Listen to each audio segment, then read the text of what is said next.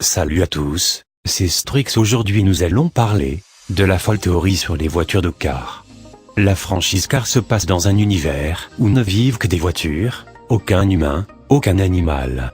Cependant, les voitures pensent comme des hommes, agissent comme des hommes, sont aussi intelligentes que des hommes. Donc dans ce monde où ne règnent que des voitures, il y a une théorie partagée par Jalopnik, qui suggère que l'univers de car, n'ayant aucune idée de l'existence humaine, pourrait être en réalité l'interprétation du futur de notre monde. Et que les humains ne se cachent pas si loin que ça. Ils seraient même sous votre nez depuis le début. Regardez le design typique des voitures dans car.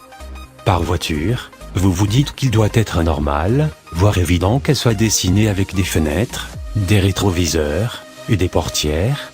Des portières alors que personne ne les utilise.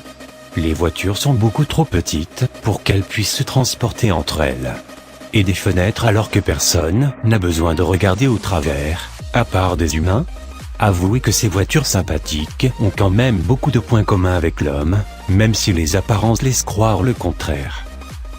Langage humain, culture humaine, pensée politique, sentiments. Si les humains n'ont jamais été évoqués dans un monde où les humains ne sont pas censés exister, alors il est plus que suspect que les seuls éléments de cet univers agissent tels des humains, non?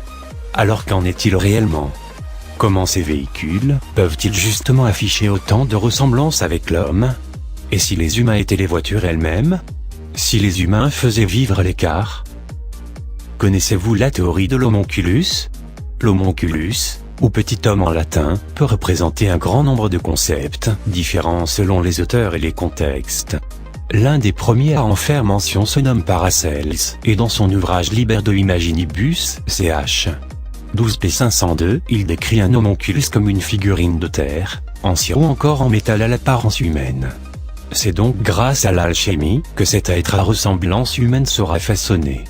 Cependant, ce processus devra suivre le procédé d'une procréation et de l'enfantement, identification de l'alchimiste au Dieu créateur, au sein d'un alambic.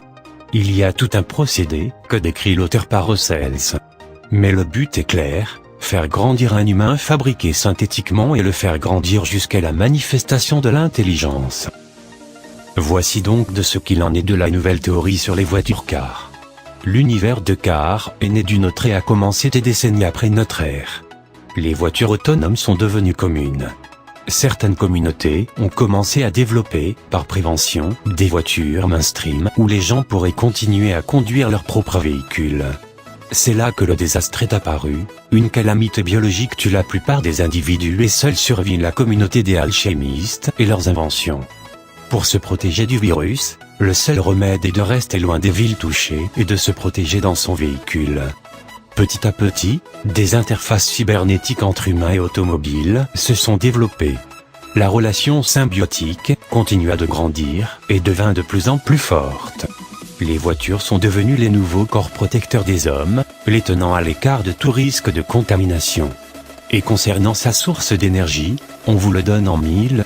Comme les voitures doivent continuer de fonctionner à l'essence, alors nous avons été contraints de transformer les hydrocarbures de ces dernières et autres combustibles spécifiques en nourriture pour le conducteur. Ce qu'il en reste s'échappe par un système de pot d'échappement et un système d'interface entre le cerveau humain et le système électrique de la voiture a été développé.